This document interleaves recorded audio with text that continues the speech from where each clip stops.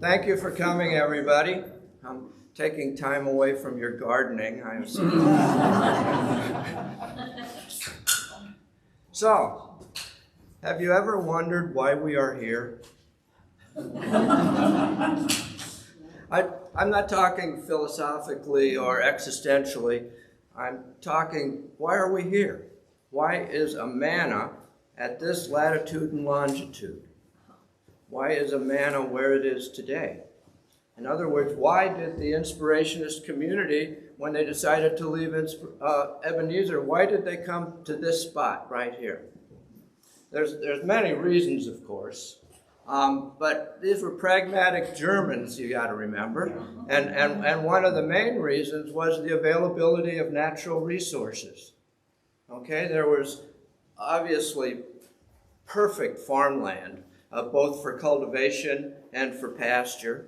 There was thousands of acres of timber where they could get wood for building, but also wood for heating.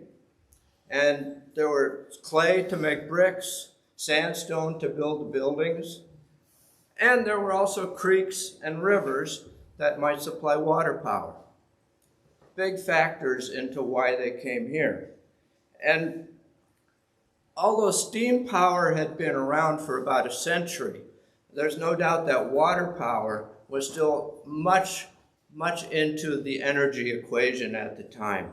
The Inspirationists had picked Ebenezer, New York to settle partly because of Buffalo Creek and the fact that they could get water power from that creek. And as Peter has shown, one of the reasons they left Ebenezer was because of issues with Buffalo Creek and the rights to use the water there.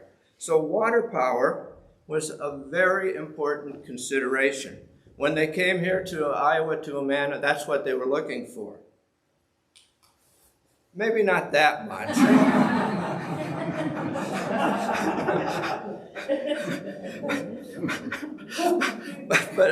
but still, they came here because they thought they could get water power.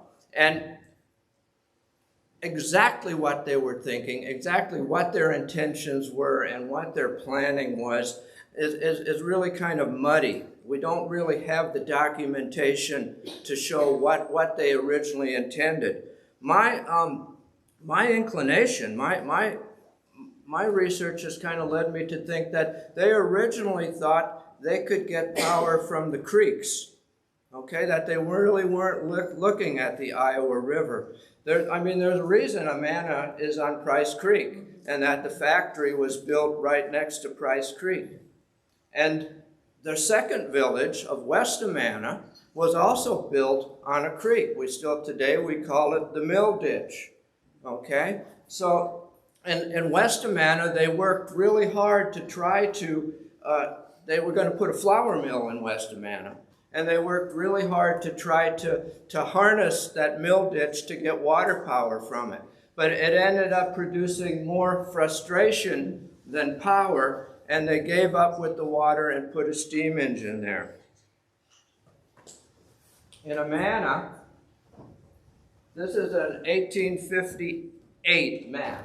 This map was sketched in 1858. And you see this line right here? This is Price Creek coming through here. This line says Canal for Factory. They were planning on getting the water power off of Price Creek to power the woolen mill, the factory buildings down here. Okay, so that seemed to be their original intent. Of course, by 1858, that was very early. This was kind of speculative. As far as we know, they never really built that, okay?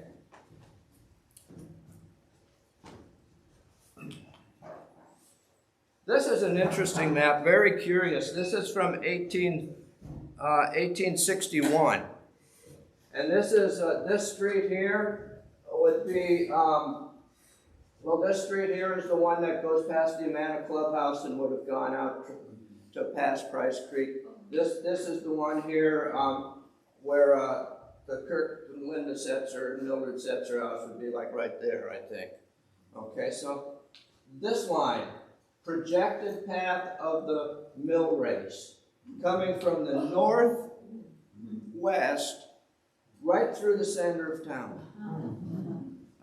I find it curious because if you look at the topography and the landscape, there's no way they could have ever done it. But again, it makes me think that maybe they were still thinking Price Creek, all right? Maybe taking it off of Price Creek up here and circling it around.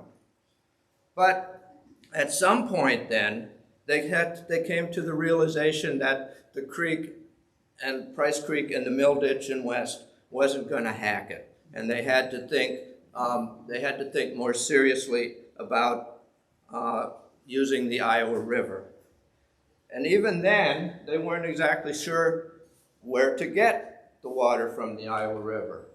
This is a map from 1864. Amana's already there.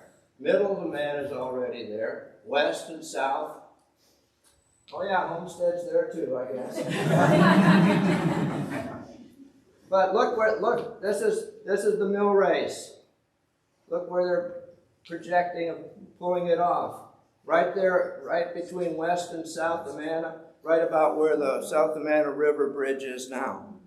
Okay, so in 1864, they still weren't exactly sure what they were gonna do.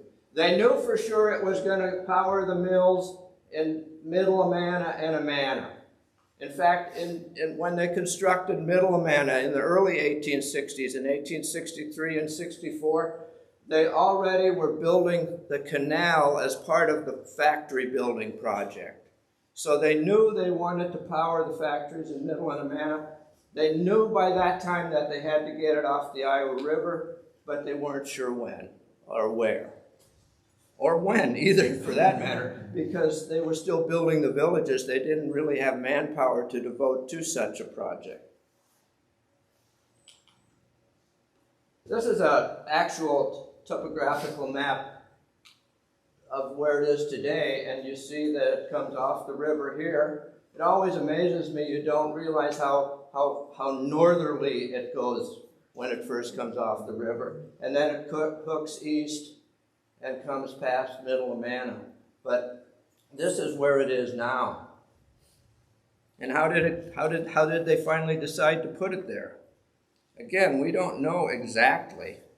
But on the 20th of May in 1865, Christian Metz and two other guys came to this point right here. Apparently somebody had kind of already decided that this is where we want to pull it off of. And Metz and Winsenried and Heinemann, they came to that point and essentially agreed, yes, this is going to be the starting point right there.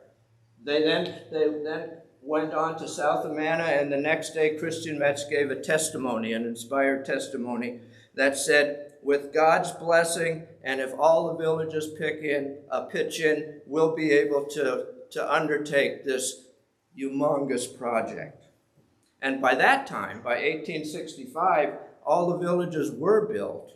Okay, so they could then turn their attention to building something like this. Before they really couldn't have. Everyone was busy building houses and buildings in the villages. But by 1865, they felt they could start the project. And the Bruderrat, the Council of Brethren, jumped right in and started mandating each village to supply certain amounts of manpower, horsepower, ox power, wagons, scrapers, building materials, all kinds of things to make the project happen. But it was very slow going. It was far from the villages. If you're starting here, just getting to work and back would take half a day. A lot of places it was sandy, like right in there it was very sandy. The banks didn't hold. They had to build revetments and put logs and sticks in to help support the banks. In this area here between Middle and High and then east of Middle was very swampy. The wagons got stuck. They couldn't do anything. It looked like it was going to be a project that failed. But in 1860, the Bruderrat authorized the construction of a boat to help with construction. don't think boat so much, think barge. A barge with a steam shovel on it. I'll show you some photos of that later on. But they authorized construction of this steam shovel, essentially on a barge, and they were able to start construction in 1867, the next spring. And after 2 years, that boat had finished the project. I want to note just two things with that. First of all, it's kind of ironic, I think, that they use steam power to create water power.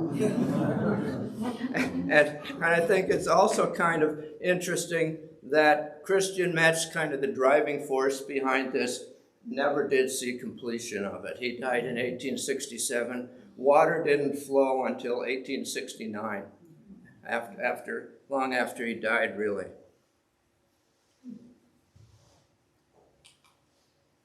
But water did flow, and these are just a series of some aerial shots. This is the dam. You can see it coming off the river. This was done after that control structure was put in there.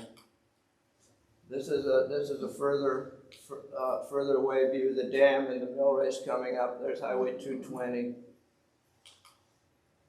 There's looking east from 220.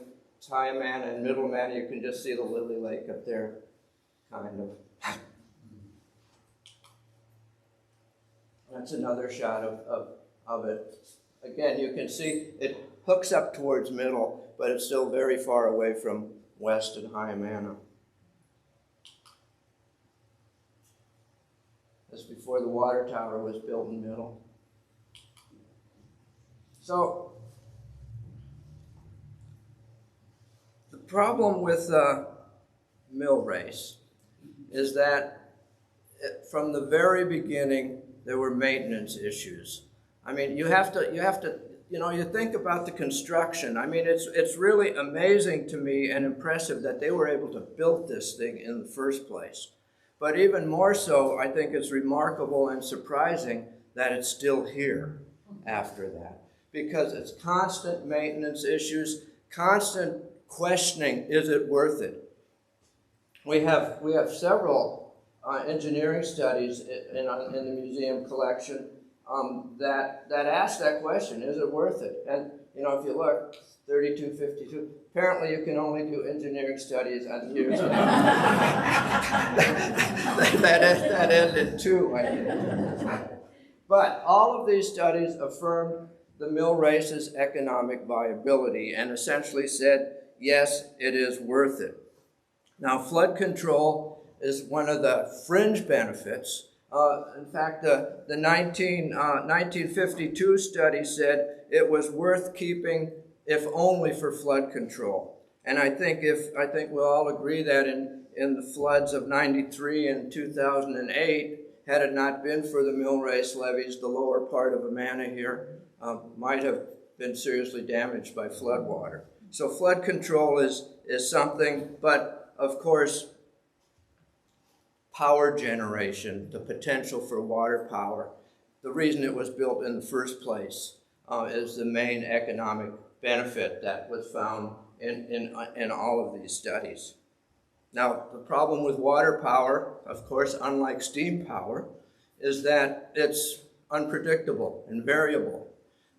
It's never just right. You either have too much water or not enough water.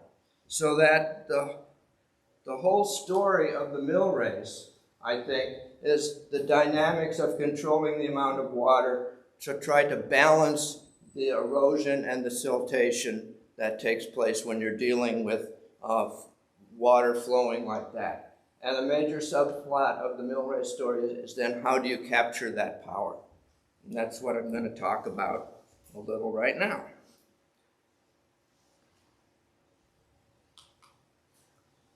First thing you got to do is get the water off the river if you're going to be using it. So this is a scene where they're building the present dam on the Iowa River. They have the river dammed up. What they did is they just diverted it around the corner while they were working. You can tell it's a major construction project. This was in 1908. Before that, they just had basically sticks and mud and rocks that they used as a dam. And they were having constant problems with the dam. The Bruderratsbeschlüsse and diaries are constantly talking about how another breach in the dam, they had to mobilize the community to fix the dam again. So finally, in 1908, they decided to build a concrete dam. And here's another view. You can see they're already starting to pour the cement. And of course, think of the magnitude of this project. This is out in the middle of nowhere. Okay, I like the tent. I bet a lot of good times were had. After a hard day's work, you know. But here they're already pouring that skirt below the dam, and you get a glimpse of the dredge boat up here. They were already using that they had used to build that earthen barricade beforehand. Now the dam had all kinds of other uses too. One was it was a popular place for school groups to take excursions to. We have a lot of oral histories that talk about how West Amana kids and South Amana kids they would go to the West Dam for a picnic place or something like that. It was also a place they could gather ice up above the dam, that kind of, you don't want to really call it a reservoir, but with the dammed up water there, it was still, it froze well, so it was a good place to make ice, so that they would often make ice for both South and West Amana. And there's the dam way up there. This is below the dam.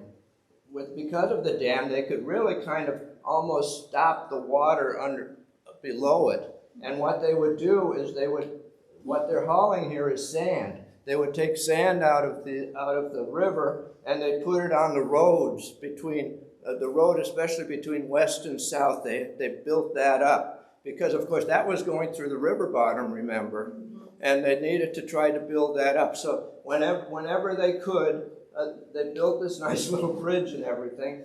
They would haul sand from the river below the dam to help build the roads. One way to try to control water, the flow of water, is to put in overflows. Okay, this is a view that they're building the new overflow. There had always been an overflow there, but here they're building a new overflow by Amana in 1924. This is the one that's there now. Okay, the Amana overflow.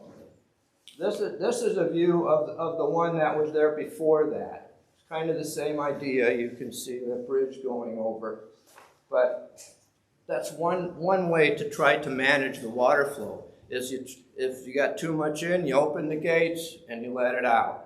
Okay, because if you don't let it out, this is one built.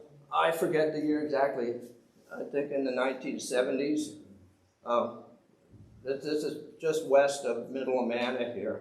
Again, if wet water gets too high, it goes over. Rather, it goes over that rather than over the levee. Okay, or rather than over the levee here below Amana. Because too much water, once those levees are breached or topped like that, they're just gonna disappear in hardly any time. Now there's other problems of erosion too. Of course, today some of our biggest issues are with animals, or at least other life forms, and that's we've got muskrats burrowing into the levees, and of course they had that problem. Cattle on the levees, and tree roots on the levees that cause erosion and make the levees break. So erosion is a major issue. But actually, I think historically, siltation was a bigger issue for the people, that the water wasn't running fast enough.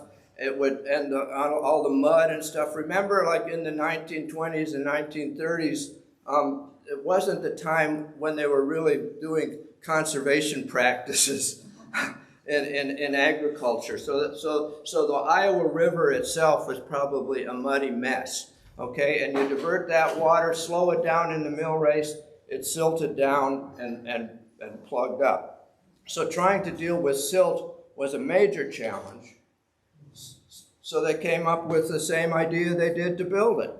Let's put a steam shovel on a barge. Okay, let's make a dredge boat. And that they did.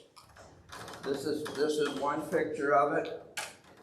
We've got, this is just taken from about where the flour mill or where the woolen mill is now, looking east. There's the Lily Lake up there. There's the dredge boat. It's basically a houseboat with, again, a steam shovel on the back. Over the course of the years, there were, we know of 3 different boats that were built. They only, you know, they couldn't get them out of the water during the winter, so the ice damage, the wood would rot, so they had to build new boats like every 12 or 15 years or something like that. So that, there's another view of it.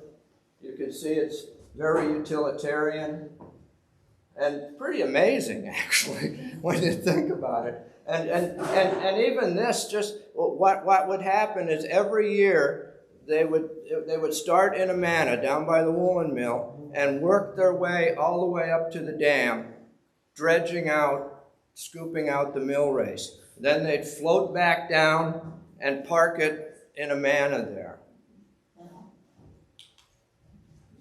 Like I say, there were 3 of them. They scrapped the last one. This one here, I think, is interesting because it obviously looks like it was painted. You know, very few things in Amana were painted. You know, it's also apparently a visitor attraction because these are not Amana people on the boat. It was a photo opportunity for visitors to come to Amana to have their picture taken on a dredge boat. I always thought if I had it to do over, I would kind of like to live my summers on the dredge boat. I think it'd be kind of fun. It might be boring, but it could be fun, I think. So, in order to accommodate, you know, why they scrapped the last dredge boat in 1921 is kind of a question that I don't have an answer for.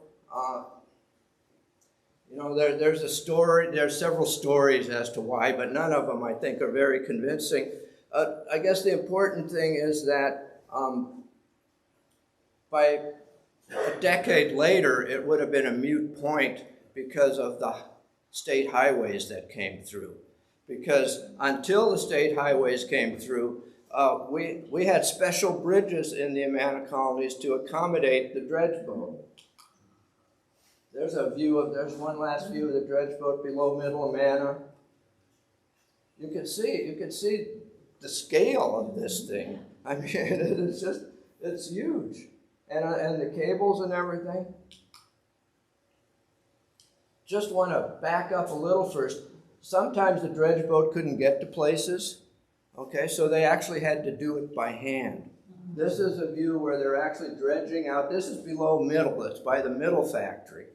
They're actually scooping out the silt by hand here. We've got RC has given me excerpts of a diary from George Miller, who talks a lot about having to work on the Millrace. Very interesting document.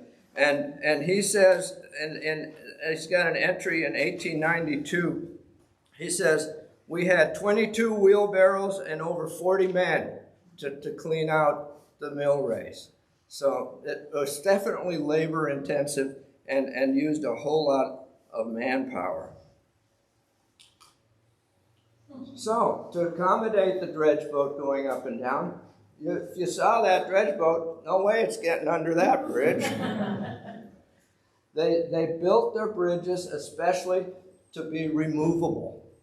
Okay, this A-frame design, we've got the two pillars on each end. That A-frame design with the cross beams and the wood The story is, I don't know if it's true, but it's probably close to accurate, that it would take a crew of carpenters a day to take the bridge down, let the dredge boat go through, and then another day to put it back up. That A-frame is typical. That's a pedestrian bridge. There were two such bridges across the Millrace in Amana from what the Colony Inn or the Brow House now was the Amana Hotel. Okay, and the depot is over here still on the left. They had a cinder path going from the hotel to the depot for guests and visitors to be able to cross. And this is the bridge that was used for that, again, that same construction to allow the dredge boat to pass through. There you can see another, I'll talk a little bit more, but there was actually a branch that came off the Millrace that went through the village of Amana. This is right behind the Colony Inn. That other one we saw is actually over the main part of the Millrace. There you can see them where they're working on it. A good photo of that. You can see the Millrace at that point is very low. And you can also see that it's pretty narrow. That dredge boat didn't have a whole lot of room to get through there. There's another one.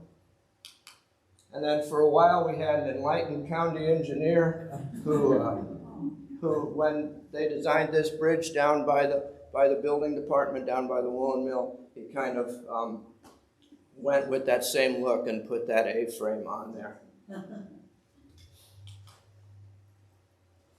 There's that one bridge you saw that other distance. That's the Colony Inn, lack of a better word, Brow House, and that's that pedestrian bridge. This is actually a branch that comes off the main Millrace, which you can't see back here. This came up through town and circled around and went into the Calico factory, which is now the Amana Furniture Shop. This bridge obviously wasn't removable. It was the main road through town. I think they felt, we just can't take this bridge down. We have to always keep it. So the dredge boat could get about up to there, and that's it. This is an interesting photo. I've never figured out what they're doing here. This is that bridge you just saw. This is some kind of contraption. It's got a paddle wheel in back, and this is like a chain link going down. I wonder if it's some kind of dredging thing or something, but nobody has been able to tell us just what exactly that is. I mean, if I'm going to spend the summer on the dredge boat, it wouldn't be that.